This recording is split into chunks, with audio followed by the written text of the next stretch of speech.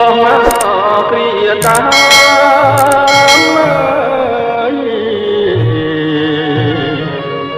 ចិនដាជួយផ្ដាំសន្សើមស្នេហ៍ស្និទ្ធណាចង់តែបានប្រាំមកណែបនិតតែនិស័យចិត្តអូនគ្មានអាណិតបាត់រៀងក្រក្រៃហើយតែគូក៏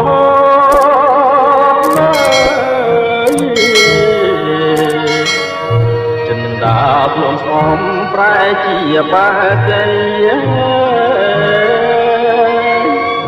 ត្រៀមបដូរជីវិតបឺតគឹងចង់រាយនេះសូដនស្រីបើសិនជាខ្សែក៏បងមិនស្ដាយកូនសែងហូតជាលាស្នាមលោហិតបញ្ជាក់រឿងពិតសញ្ញាពាក់ក្តីអូនបានសាច់ចាសំគូនិស័យមើលសែនជាតិទេស្រីបានស្បត់ស្បែស្នេហ៍តែបងមួយកូនសាញក្រហម